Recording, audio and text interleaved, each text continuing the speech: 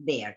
So Richie Goulding, three ladies' hats pinned on his head, appears weighted to one side by the black legal bag of Collies and Word, on which a skull and crossbones are painted in white lime wash. He opens it and shows it full of polonies, kippered herrings, Findon haddies, and tight-packed pills. This is, as I told you last time, Richie Goulding is his uncle, the one who worked for the lawyers, yes? And he appears in his dream again with this, also with this legal bag, because he had the bag, no, the portfolio with all these things inside.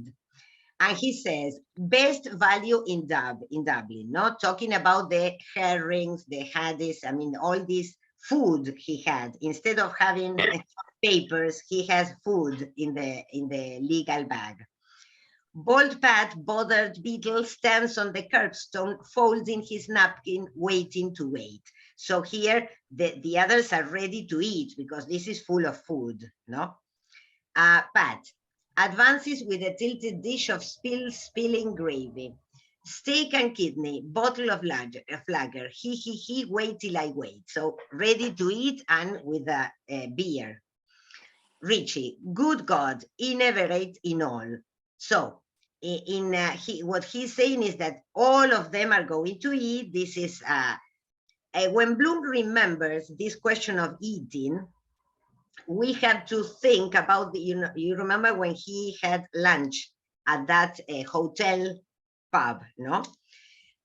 Where the dog was. So this presence, yes, of that, why was this so traumatic for Bloom? Because if you remember, when he was there, he could see Boylan through the mirror, and he saw that Boylan was getting ready to go to see Molly. And then when he left the place, he was followed by this angry man, yes, we don't know his name, who wanted to kill him and threw stones at him and etc., the owner of the dog, no? So apparently that was something that was very, very traumatic for Bloom. With hanging head, he marches doggedly forward. The navvy, lurching by, gores him with his flaming pronghorn. Again, this idea of the pronghorn, no? La nariz para arriba. With a cry of pain, his hand to his back. Ah, brights, lights. And Bloom says, pointing to the navvy, a spy, don't attract attention. I hate stupid crowds. I am not on pleasure bent. I am in grave predicament. So Bloom starts here a position of being serious. And now we are going to see why he's so serious. He says he's in a grave predicament. Mrs. Breen, humbugging and deludering as per usual with your cock and bull story. Mrs. Breen, remember his first girlfriend, let's say, is mocking him. And this is what he must have felt in connection with women. He felt that he was mocked by women, that he wasn't, appreciated by women. And now she says that he's, as usual, per usual, she says, with your cock and bull story. I want to tell you a little Cock is a penis, isn't it? Claro, cock is the penis, sí, sí. I want to tell you a little secret about how I came to be here, but you must never tell, not even Molly. I have a most particular reason. Oh, not for worlds. Let's walk on, shall us? So he wants to say why he's there.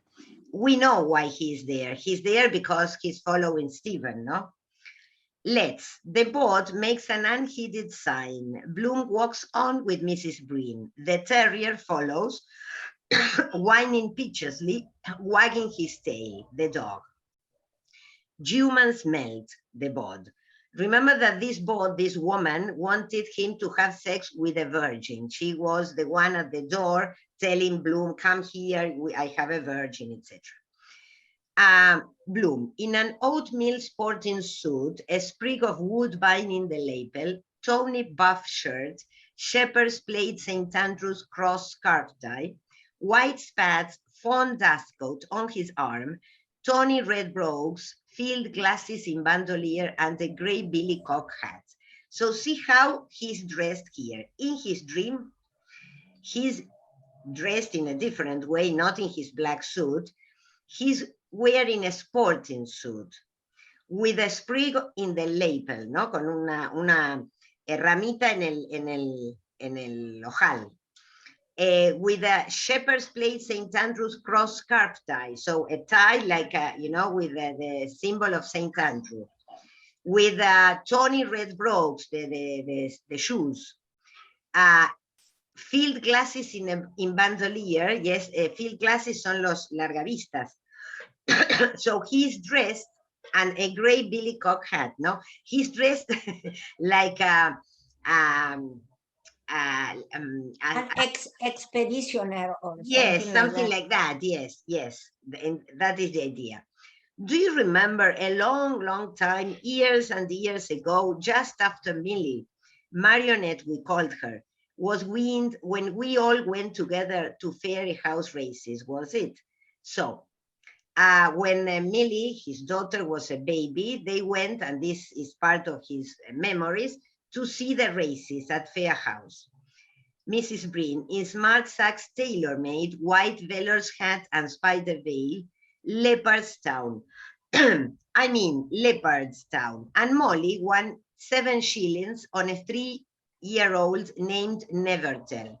And coming home along by Fox Rock in that old 5-seater Chanderan of a wagonette you were in your heyday then, and you had on that new hat of white velours with a surround of mole fur that Mrs. Hayes advised you to buy because it was marked down to 19 and 11. A bit of wire and an old rag of velveteen. I lay you what you like, she did it on purpose. So this is part of his memory. This is true. When they went to the races, they came back in a wagonette. And Mrs. Bream was in her heyday. She was young, she was very beautiful, no? And he describes how she was dressed. And Mrs. Bream says, she did, of course, the cat. Don't tell me, nice advisor, no? Somebody advised her to wear that hat. Because it didn't suit you 1/4 as well as the other ducky little tummy talk, yes, a different hat, with the bird of paradise wing. I sent you the information about this because the bird of paradise wing was una pluma que se ponían en los sombreros, no? In it that I admired on you, and you honestly looked just too fetching in it, though it was a pity to kill it. It was a pity to kill the bird because those feathers were real, no? You cruel, naughty creature, little mite of a thing with a heart the size of a full stop. So he's criticizing Breen because she wore a hat with a feather and the poor bird was killed, no? And the way in which he calls her, a little mite of a thing with a heart the size of a full stop. So your heart is so small that it is the size of a full stop. Naughty cruel I was, says Mrs. Bream. Bloom, low secretly, ever more rapidly. And Molly was eating a sandwich of spiced beef out of Mrs. Joe Gallagher's lunch basket. Frankly, though she had her advisors or admirers, I never cared much for her style. So, another of Molly's admirers, Joe Gallagher. I told you that many of these admirers were never really Molly's lovers, but for Bloom, all of them were in the same place. No, all of them were his adversaries. She was too, yes, and Molly was laughing because Rogers and Maggot O'Reilly were mimicking a cock as we passed the farmhouse, and Marcus Tertius Moses, the tea merchant, drove past us in a gig with his daughter. Dancer Moses was her name, and the poodle in her lap bridled up, and you asked me if I ever heard or read or knew or came across. So Bloom starts describing that day in detail. No, and Mrs. Breen says, yes, yes, yes, yes, yes, yes, yes. She, I mean, disappears, and she doesn't want him to continue talking about that day. So she fades from his side, no? The image disappears. Followed by the whining dog, he walks on towards Hell's Gates. In an archway, a standing woman, bent forward, her feet apart, pisses cowily. So this idea that a dog is walking towards Hell's Gate, yes, makes us think of the dog in the Bible, in the the Aeneid, no? Cerberus. You remember this dog that was the dog at the Yes. door of hell, no? A very To take care of the entrance of the infierno. hell. El Hell, perro en las yes. puertas del infierno, ¿sí? Cerberus. And there is a woman there with her feet apart, pisses cowling. So a woman is standing, está parada haciendo pis, ¿sí? La mujer. Outside a shuttered pub of a bunch of loiterers listen to a tale which their broad-snouted gaffer rasps out with raucous humor. An armless pair of them flop wrestling, growling in maimed, sodden play fight. So these loiterers, see, people who are there, no, are quarreling, and an armless pair of them. So there is two members of these loiterers, these people who are walking there, without arms. Do you understand? They don't have arms, and they are wrestling, no, growling in main sudden play fight. So this picture, no, of the doors of hell, the dog, the woman pissing, I mean, and a group of people fighting. This is a very negative image, and fighting without arms. Sorry, fighting without arms. Fighting without arms, exacto. It's a very, very disgusting or negative image, no? The gaffer crouches, his voice twisted in his snout. And when Kearns came down from the scaffolding in Beaver Street, what was he after doing it only into the bucket of porter that was there waiting on the shavings for Derwell's plasterers? So the gaffer, el que mataba, ¿no? The one who executioned the death penalty. Yes? I cannot find the word. El verdugo. Telling about somebody who came down from the scaffolding, no? The place where he was killed, and doing it only into the bucket of porter that was there waiting on the shavings for Derwan's plasterers. So this man who was killed, who was executed, doing it into the bucket. What is doing it into the bucket? You remember that we read before, and Bloom talked about this in a previous chapter, that men who were hanged had a kind of erection when they died, no?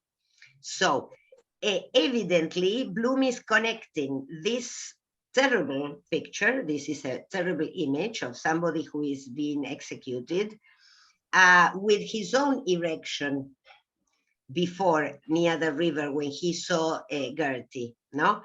So this is a very terrible image, and we have to connect this with the doors of hell. The man is going to hell. He should go to hell because he had an erection, and he masturbated because of, by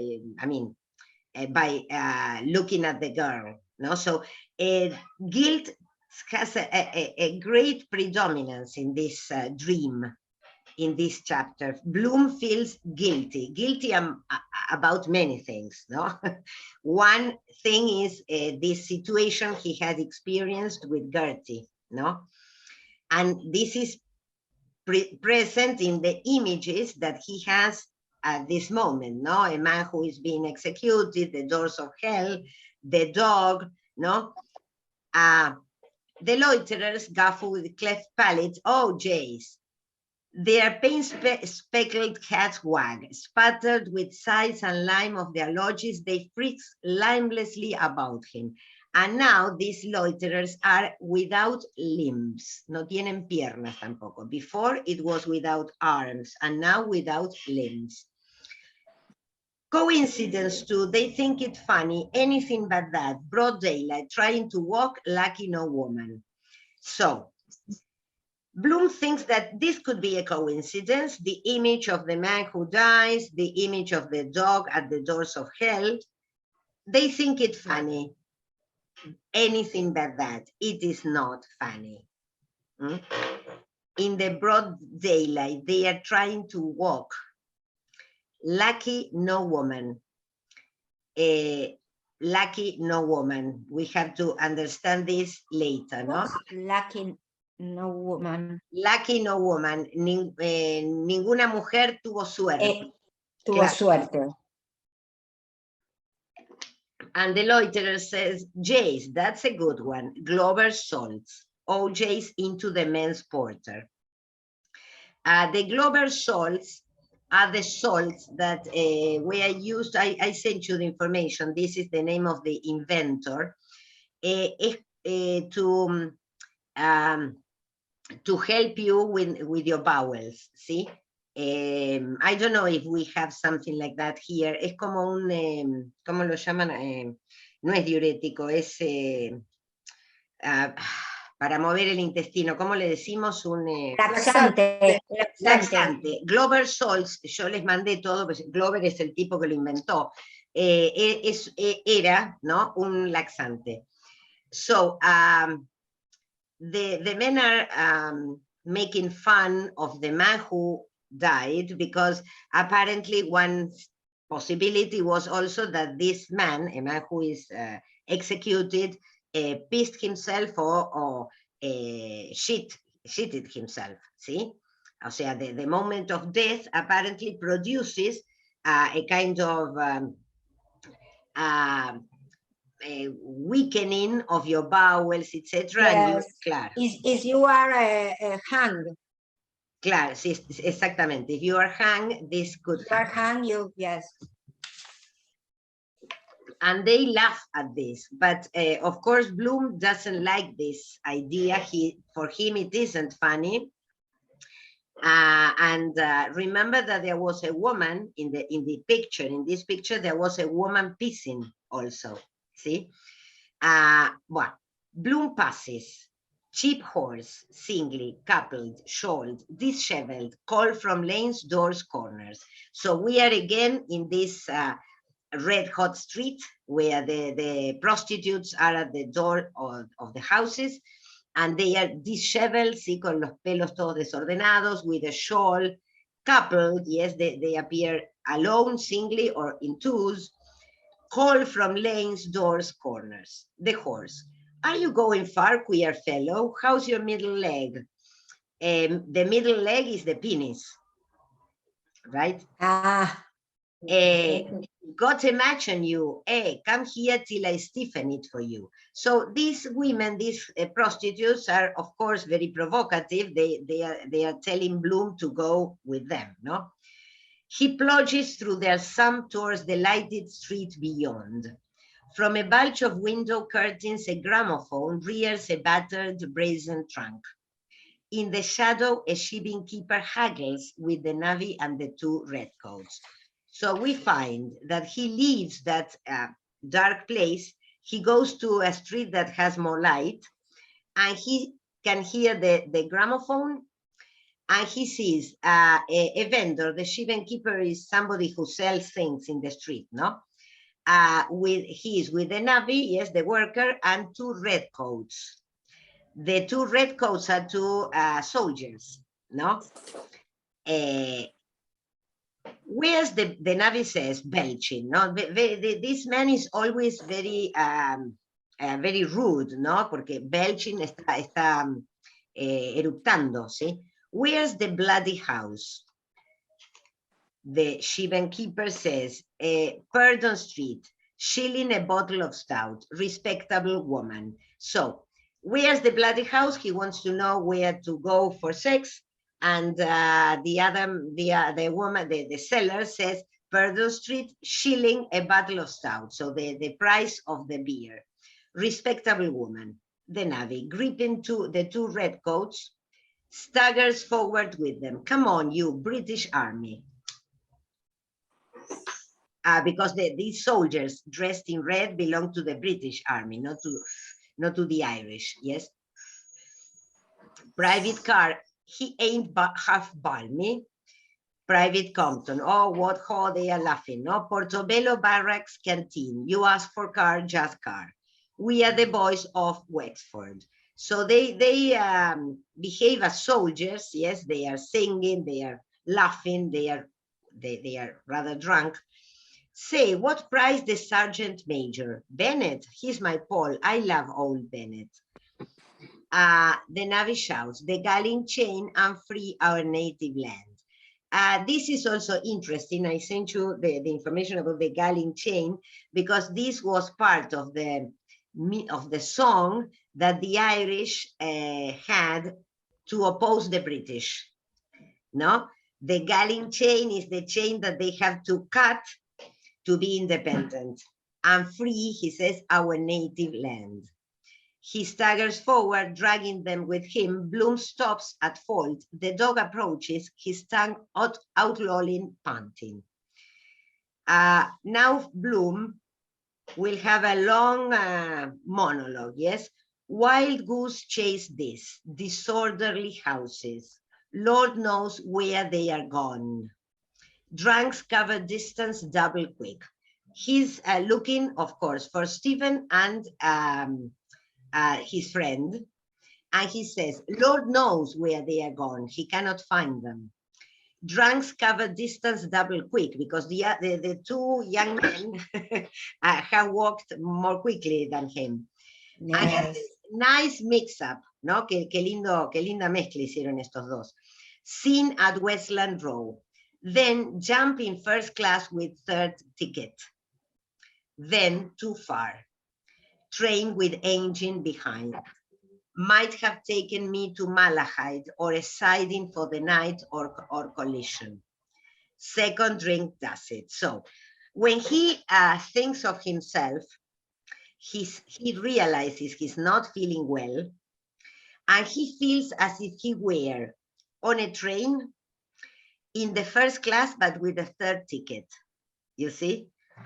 He feels in the wrong place. He's in the first class of a train, but his ticket is for third class. It's for third class.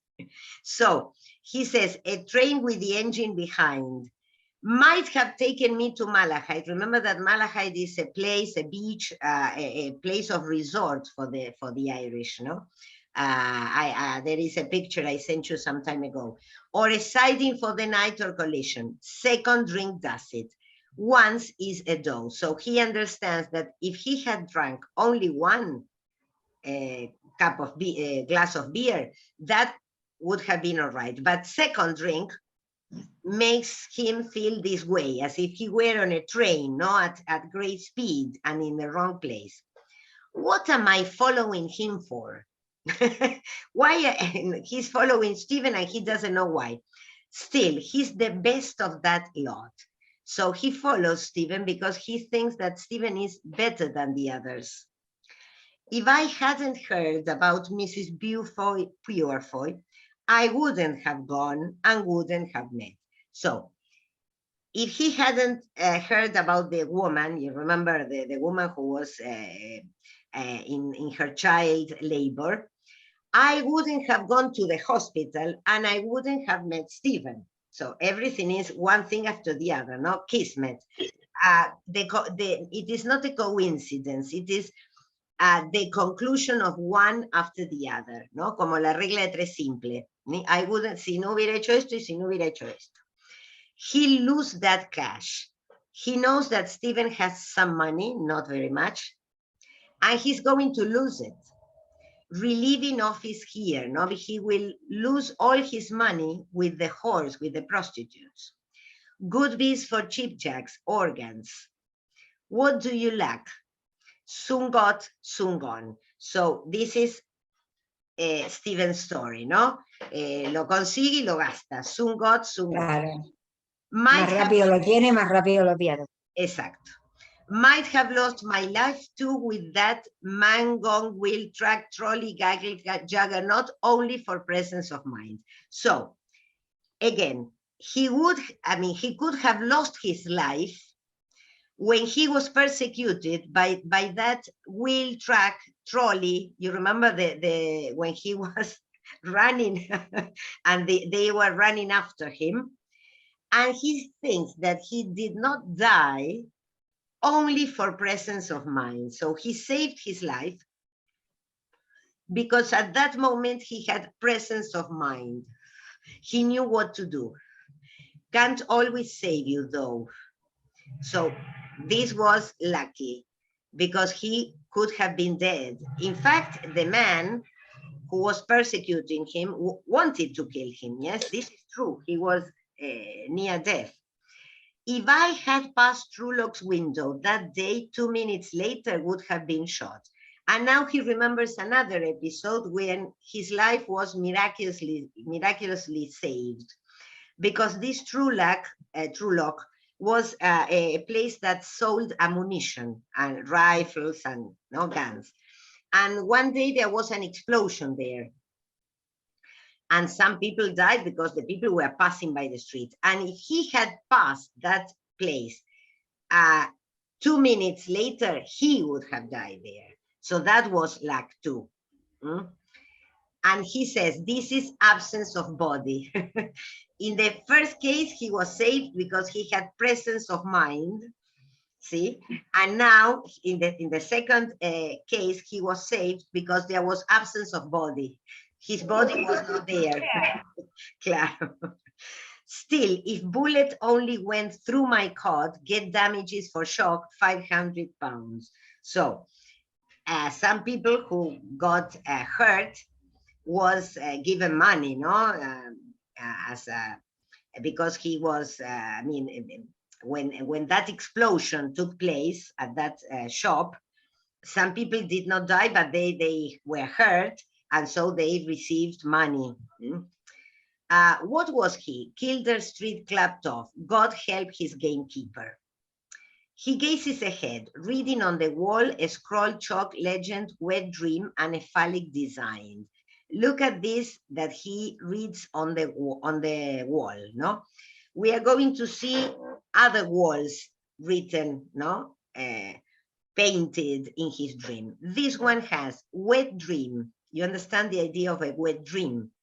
This is when somebody in his dream has an erotic dream and he appears in the morning wet, right? That is a wet dream. And a phallic design. Odd. Molly drawing on the frosted carriage pane at Kingstown. What's that like? And he connects this idea with Molly again. Yes, his erotic ideas always go to Molly. Yes, finally. Gaudy doll women loll in the lighted doorways, in window embrasures, smoking bird's-eye cigarettes. The bird's-eye cigarettes are, you remember the pictures of the women in the advertisements. The odor of the 6 sweet wheat float stores him in slow, round, ovaling reeds.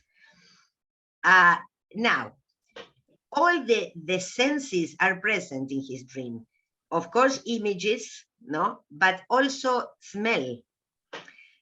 We know that Bloom is very, very connected with smells. He's very sensitive to smells. And now he smells the 6 sweet weed, yes, el olor como a podrido de las algas, ¿sí? And he sees the wreaths, las coronas de algas, yes,